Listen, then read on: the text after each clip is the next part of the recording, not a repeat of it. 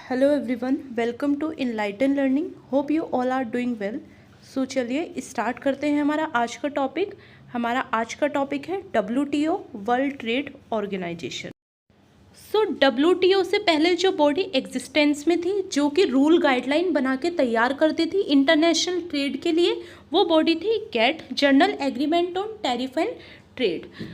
Gate को replace कर दिया गया WTO के द्वारा 1995 में। सो अब जो बॉडी है वो है आपकी WTO।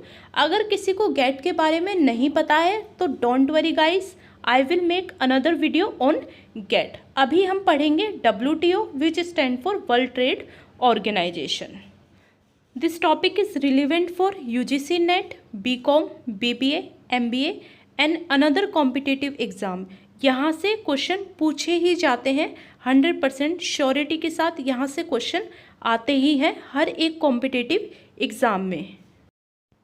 सो चलिए स्टार्ट करते हैं। WTO इसकी फुल फॉर्म है वर्ल्ड ट्रेड ऑर्गेनाइजेशन, ये आपको पता ही होगा। नेक्स्ट है WTO is a inter government organization that is concern with the regulation of international trade between nation. देखिए गाइस, दो तरह की ऑर्गेनाइजेशन होती है, एक होती है इंटर गवर्नमेंट, दूसरी होती है intra government.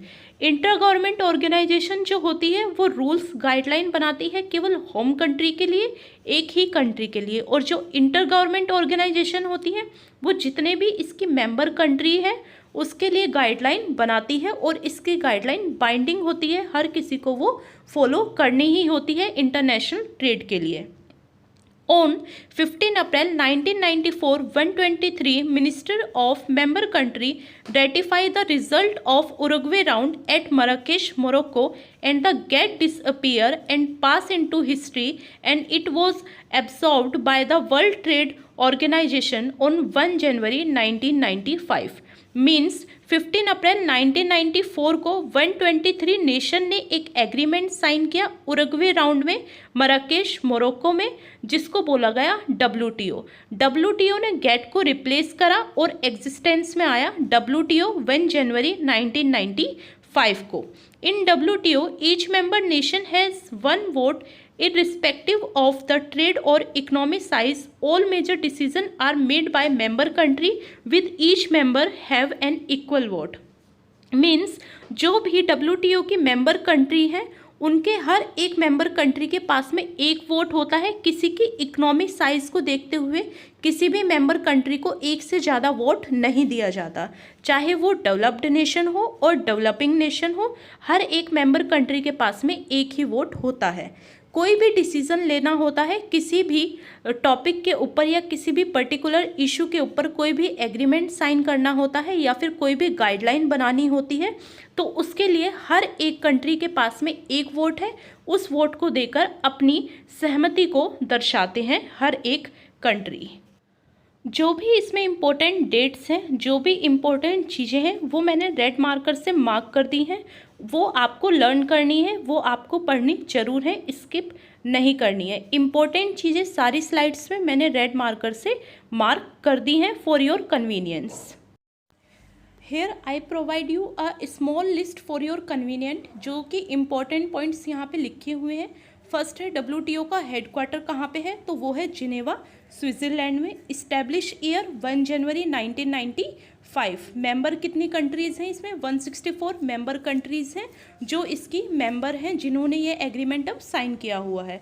Purpose of WTO क्यों बना था, तो ये बना था रेगुलेट इंटरनेशनल ट्रेड, मतलब इंटरनेशनल ट्रेड को रेगुलेट करने के लिए, उनके लिए गाइडलाइन बनाने के लिए WTO बना था। इसके डायरेक्टर जनरल कौन है, तो इसके डायरेक्टर जनरल हैं रॉबर्टो एज़ेवेडो। इस लिस्ट से डायरेक्ट क्वेश्चन भी आ सकते हैं कि हेडक्वार्टर कहाँ पे है, इस्टेब्लिश ईयर क्या है, मेंबर कंट्रीज़ कितनी हैं, या फिर असर्शन और रीज़न में भी इसका क्वेश्चन बन सकता है UGC नेट के लिए। और जो BBA और BCom के बच्चे हैं उनको भी ये पता होना चाहिए, आंसर राइटिंग में वो इन डेटा का यूज़ करेंगे। Next is trade round. Trade rounds are the global trade negotiation between its member country. Means जब भी मेंबर कंट्री को कोई भी डिस्कशन करना होता था, मीटिंग करनी होती थी किसी पर्टिकुलर टॉपिक को लेकर, तो वो राउंड्स रखते थे जिनको ट्रेड राउंड बोला जाता था। It held total 8 + 1 = 9 round. मतलब क्या है इसका, कि जो आपके गेट के अंडर राउंड हुए थे वो राउंड थे टोटल 8, और जो आपका एक राउंड हुआ है वो अंडर आता है WTO के। So first round, talks had in Havana in 1947, 23 countries which had formed GATT। Means क्या है कि जो आपका फर्स्ट राउंड हुआ था वो हवाना में हुआ था 1947 में, 23 कंट्रीज़ ने इसको साइन किया था, जिसका रिजल्ट था GATT। सो GATT कब साइन हुआ था? 1947 में। कहाँ पे हुआ था? हवाना में। 8th राउंड और द उरुग्वे राउंड, जो आपका 8th राउंड है वो है आपका उरुग्वे राउंड। कहाँ पे हुआ था? 1986 में हुआ था, जिसका रिजल्ट आया था आपका WTO। सो उरुग्वे राउंड आपका हुआ था मराकेश मोरक्को में, उसका रिजल्ट से आया था WTO। 9th राउंड जो आपका WTO के अंडर हुआ वो कहाँ पे हुआ था? दोहा में। सो इसमें इतना इम्पोर्टेंट कुछ नहीं है गाइस, बस आपको याद रखना है कि फर्स्ट राउंड कहाँ पे हुआ था, 9th और 8th राउंड कहाँ पे हुआ था, और जो WTO है वो कौन से राउंड के अंडर साइन हुआ, और GATT कौन से राउंड के अंडर साइन हुआ। इसमें आपको बस यही याद रखना है। सो नेक्स्ट आ जाता है आपका स्ट्रक्चर ऑफ WTO। सबसे हाईएस्ट जो अथॉरिटी होती है WTO में वो होती है मिनिस्ट्रियल कॉन्फ्रेंस। इनकी मीटिंग एवरी 2 ईयर में वंस होती है, मतलब ये हर 2 साल में एक बार इनकी मीटिंग होती है। अब डेली टू डेली के सारे काम करने के लिए एक बॉडी चाहिए, सो वो बॉडी है आपकी general council. General council act करती है as a dispute settlement body और as a trade policy review body. General council के अंदर 3 और बॉडीज आती हैं जो किस में डील करती हैं? Council of trade in goods में, नेक्स्ट सर्विसेज में, और इंटेलेक्चुअल प्रॉपर्टी में। सो ये WTO का स्ट्रक्चर है। सबसे जो हाईएस्ट अथॉरिटी होती है वो होती है मिनिस्ट्रियल कॉन्फ्रेंस की, जो हर 2 साल में एक बार मीटिंग करती हैं। अब डे टू डे के सारे चीज़ों को मैनेज करने के लिए एक बॉडी अपॉइंट की गई जिसका नाम था general counselling. General counselling deal करती है ट्रेड पॉलिसी रिव्यू बॉडी की तरह और डिस्प्यूट सेटलमेंट बॉडी की तरह। नेक्स्ट है आपका ऑब्जेक्टिव ऑफ WTO के ऑब्जेक्टिव्स क्या हैं, आखिर WTO बना क्यों। सो फर्स्ट ऑब्जेक्टिव है इसका स्टैंडर्ड ऑफ लिविंग को बढ़ाना, इंक्रीज करना, और साथ ही में एम्प्लॉयमेंट अपॉर्चुनिटी भी देना। वो अपॉर्चुनिटी कैसे आएंगी? इंटरनेशनल ट्रेड के द्वारा। जब इंटरनेशनल ट्रेड होगा 2 कंट्रीज़ के बीच में तो वहाँ पे एम्प्लॉयमेंट भी बढ़ेगा, और एम्प्लॉयमेंट बढ़ेगा तो आपका स्टैंडर्ड ऑफ लिविंग भी इंक्रीज होगा। नेक्स्ट है large and steadily growing volume of real income and effective demand. Real income को इंक्रीज करना एंड डिमांड को भी। रियल इनकम क्या होती है? रियल इनकम वो इनकम है जो आपके सारे एक्सपेंस पूरे होने के बाद जो रिमेनिंग बचती है वो आपकी रियल इनकम है। फॉर एग्जाम्पल, अगर किसी की इनकम 12,000 है, सारे एक्सपेंस होने के बाद उसकी सारे एक्सपेंस जो है वो 8,000 के हुए हैं, तो उसकी रियल इनकम क्या हुई? 4,000। सो WTO का ऑब्जेक्टिव ये होता है कि रियल इनकम को बढ़ाना और साथ ही में डिमांड को भी बढ़ाना। Focus on optimum use of world resource with the objective and sustainable development to protection and preserve the environment. Means क्या है कि ऑप्टिमम यूटिलाइजेशन हो रहा है रिसोर्सेज का किसी कंट्री में, या फिर वेस्टेज हो रहा है, ये भी WTO देखता है। कहीं कोई कंट्री ऐसा तो नहीं कर रही कि रिसोर्सेज का वेस्टेज कर रही हो, इन्वायरमेंट को हार्म हो रहा हो, तो ये भी WTO देखता है। It expand the production and trade in goods and services. क्या करता है WTO? एक्सपेंड करता है प्रोडक्शन को और ट्रेड को देखता है, गुड्स और सर्विसेज दोनों के ही। केवल ट्रेड गुड्स में डील नहीं होता, सर्विसेज में भी डील होता है। एक कंट्री दूसरी कंट्री को सर्विसेज भी देती है, तो ये दोनों चीज़ों को मैनेज करके चलता है। तो ये सारे ऑब्जेक्टिव्स थे WTO के।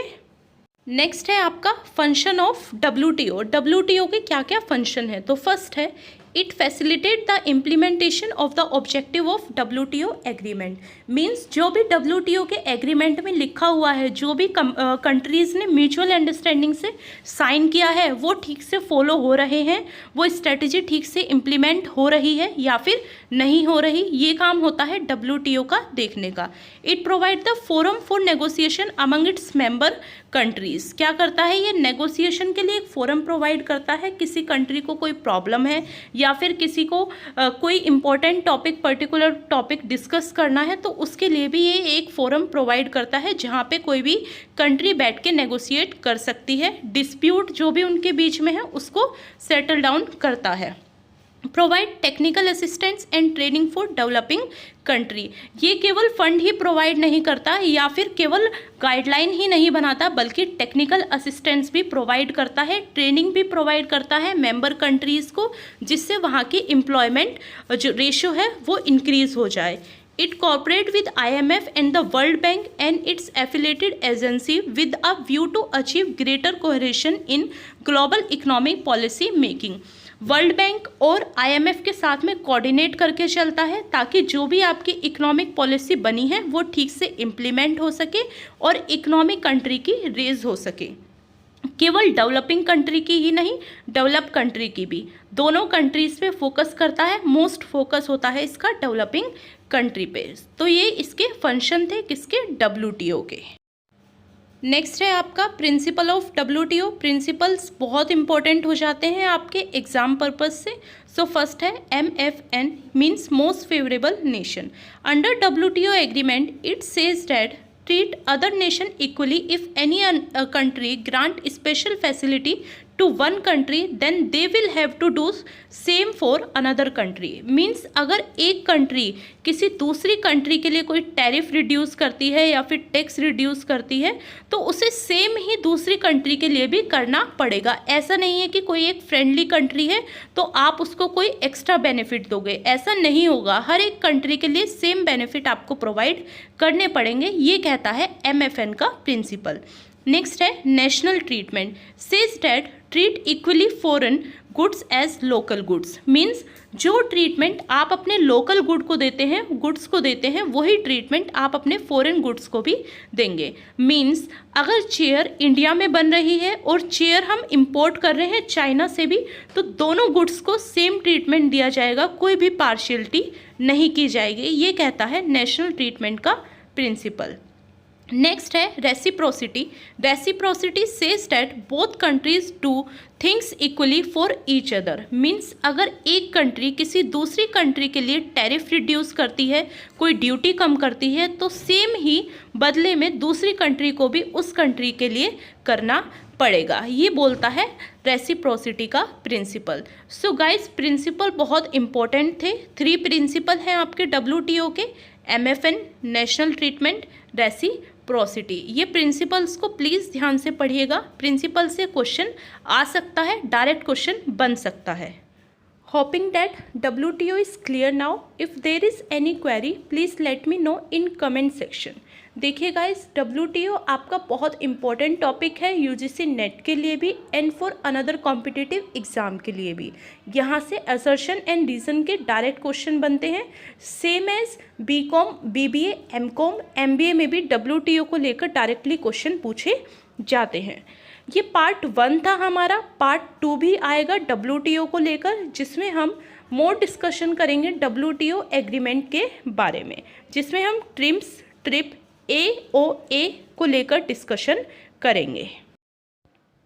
Thank you for watching this video guys. If you like this video then please like, share and subscribe. Thank you so much.